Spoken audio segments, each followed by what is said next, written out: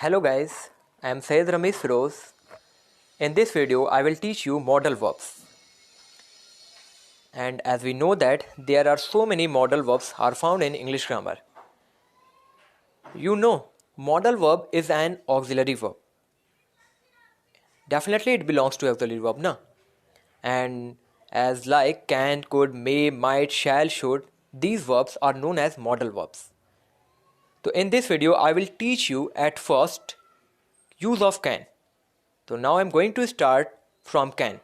And as we know that if we are going to express our ability, then we use can. अगर हिंदी में कह ले तो अगर जैसे आप अपनी क्षमताओं को या अपनी कैपेसिटी को या एबिलिटी अपनी योग्यताओं को अगर आप एक्सप्रेस करते हैं या व्यक्त करते हैं तो वहाँ पे आप मॉडल ऑक्सिलरी वर्ब का यूज़ करेंगे, जो कि सबसे पहले आप एबिलिटी के लिए कैन का यूज़ करेंगे. तो इस वीडियो में हम कैन के बारे में ही डिस्कस करेंगे. तो I think we can start now. Okay, let's begin and let's start. If you are a CBSE board student, suppose that anyone asks you what is the definition of modal verbs, then you can recite this definition. A modal verb is an auxiliary verb used to express ability, permission, likelihood and possibility. And a modal verb is always used before a main verb in the base form. Or can is used to express ability, request, permission or possibility.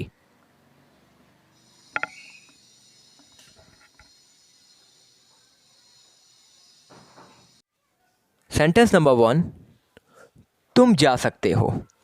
You can गो. तुम आ सकते हो. You can come. तुम यहाँ बैठ सकते हो. You can sit here. मैं बोल सकता हूँ. I can speak. देखिए यहाँ पे इसने अपनी एबिलिटी को बताया है और सब्जेक्ट आई यूज़ होगा मैं के लिए और बोलने के लिए स्पीक यूज़ होता है. और मैंने बताया ही कि यहाँ लास्ट में सकता है, सकती है, सकते हैं, ये तो हिंदी बोर्ड के जो स्टूडेंट होते हैं वो इसी से रिकॉग्नाइज़ करते हैं. But if you are a CBSE board student you can recognise from helping verb. Okay, तो आई कैन स्पीक, मैं बोल सकता हूँ. सेंटेंस नंबर 5, मैं यह बक्सा उठा सकता हूँ. बक्सा जैसे box. I can lift this box. मैं यह सवाल हल कर सकता हूँ. I can solve this problem. क्या मैं राहुल से बात कर सकता हूँ.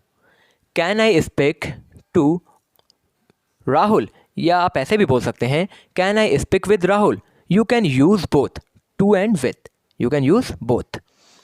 क्या तुम्हें कुछ जलने की गंध आ रही है. Can you smell something burning.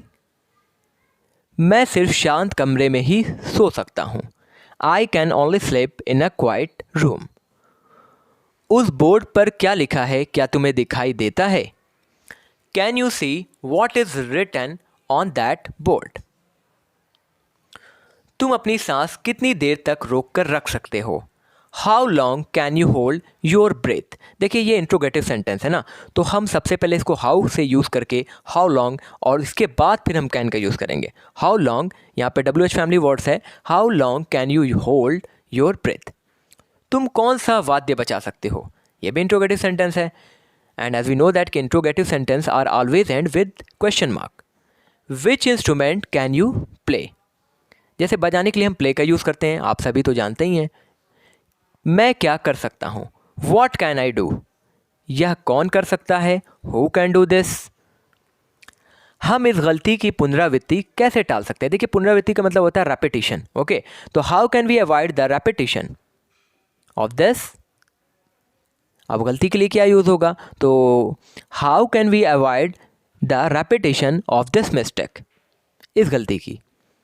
मसाला कूटने के लिए आप इमाम दस्ते का प्रयोग कर सकते हैं. You can use a pestle and mortar to crush the spices. तुम तैरने जा सकते हो लेकिन 7 से पहले वापस आना. You can go swimming but get back before 7.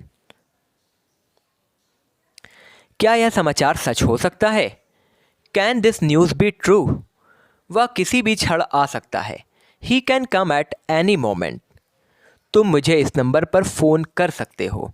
You can telephone me on this number या you can call me on this number. Okay, many thanks for watching my this video. I'm requesting to all of you, if you have not subscribed my YouTube channel, please kindly subscribe my YouTube channel and kindly give me your valuable feedback. Okay, we will meet in next video.